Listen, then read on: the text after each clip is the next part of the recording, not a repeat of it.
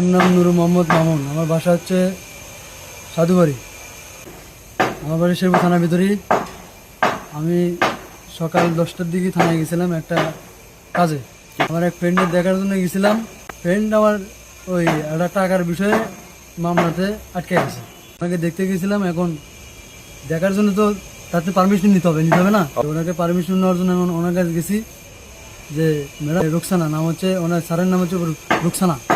যে বললাম ম্যাডাম আমি একটু আমার এই ফ্রেন্ডকে একটু দেখবো, একটু দেখা যাবে?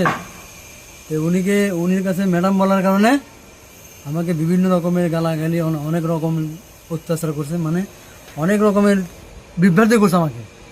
বিভ্রান্ত করার পরে উনি আমাকে ছবি তুলছে, আমার তেন ঠিকানা মিকানে সহি স্বাক্ষর করছে।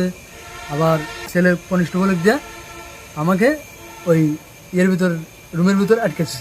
রুমের ভিতর তালা মেরে আমাকে রেখে দিচ্ছে। 1.5 ঘন্টা আমাকে আটকে রাখছে।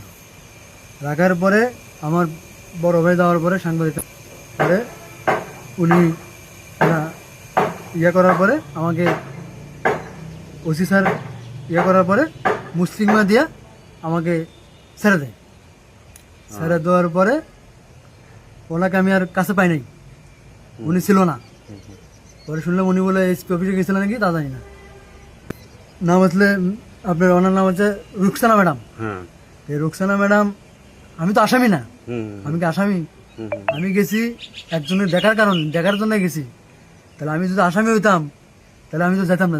আমাকে বিভ্রান্ত করে আমাকে এইভাবে 1.5 ঘন্টা, আমি একটু কর্ম করা খাই, 1.5 ঘন্টা আমাকে এইভাবে অত্যাচার করলো, এইভাবে করলো।